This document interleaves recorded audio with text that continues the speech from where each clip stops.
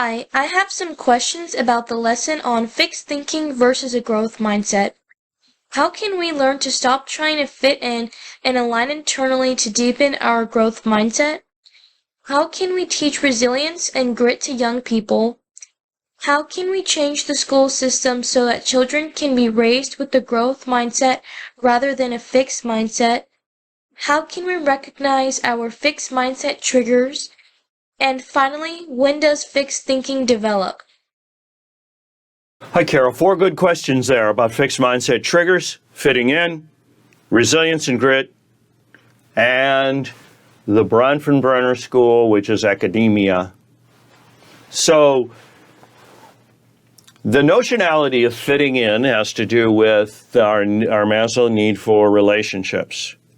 So, we're always tempted to negotiate our fit within our social circles that we deem supportive. And hence, when you did the Bronfenbrenner exercise, you rated your social circles.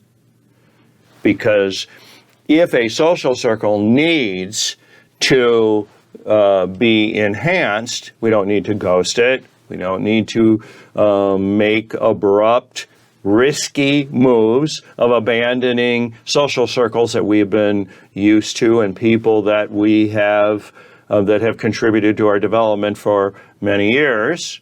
But we may need to build new circles or enhance our existing ones to higher levels of efficacy in order to be able to move up the pyramid and learn new skills. So back to my idea of, I want to go to Big Bend Park, I want to go hiking, or I want to do equestrian. That's never been part of my thing because I lived in the concrete jungle, but I know I need this because I'm just over anxious or too unable to think in a broader sense about the problems that I'm trying to incorporate into my purpose because I have too narrow of an experience in life.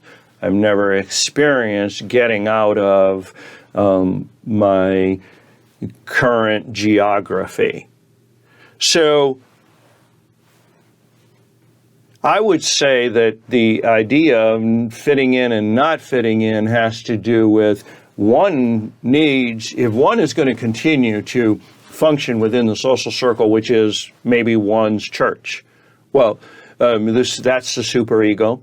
The superego is going to put pressure on the id for us to comply in order to be part of that church. Sure, you could move around and change churches with different doctrines and different people, but at some sense, you're going to compromise at some point to be part of that circle. And if that circle isn't fully helping one accomplish their need for certain experiences, then we would need to get those experiences outside of the church framework. So we can only fit into a circle within that circle's level of willingness to allow it. And in that case, we need to build a new circle for our new experiences and understandings. Teaching grit and resilience is an important lesson, and that's why Dr. Duckworth and Dr. Dwork are spending so much time talking about growth mindset. But it's important for us, and this is the purpose of what our discussion is, to know that fixed action thinking is the human condition. And that fixed action thinking is important, is valid, it's purposive. And we cannot dispense with it. We have to methodically create a understanding, as Carl Jung would say, of who is it intrinsically that we are. We have to understand our subconscious. Our unconscious mind has to be uncovered. Do we need to expose our unconscious mind to detractors and invalidators? No. The purpose isn't to change other people. That's impossibility. That cannot happen any more than other people can change us. The only thing that happens is that we end up complying and fitting in and not experiencing what's necessary for our purpose. But we do need to figure out, where do we apply grit and resilience? And as we said, the Maslow pyramid is a risk model.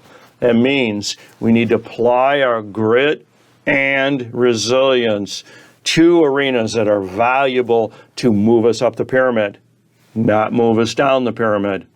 So if one comes to the conclusion, I'm not saying that this is the case, but if one comes to the conclusion that a particularly familial or personal circle is only rated a 3 at best in support, then versus trying to change the people in that circle, which is an impossibility, we need to build a new circle that gives us the support so that we can do, for example, equestrian or hiking or whatever else we need to do in order to experience the expansive growth that we need in life. So it's not about teaching resilience and grit as much as is teaching about introspection and following Carl Jung's theory of personality, in which we need to understand who we are intrinsically so that we can make those adjustments in our Bronfenbrenner circle that allow us to grow up the Maslow pyramid. And the school system is one of those circles. And you do have choices of colleges. Some might be more supportive in some areas than others. You know, colleges have certain areas of expertise. Texas A&M is known as a science and engineering school. University of North Texas is known as a social sciences school. And so there are varieties of expansive knowledge pools that each of these schools specialize in. But the core is actually, does the school teach us how to think within that arena, or does it only teach us what to think? So Piaget taught us that in development of cognitive capabilities, fixed constructs in which the only way to learn those fixed constructs is to memorize or practice a routine like math. For that to become formal learning, a person needs to learn that just like they would a language, embedded in life as a practical application.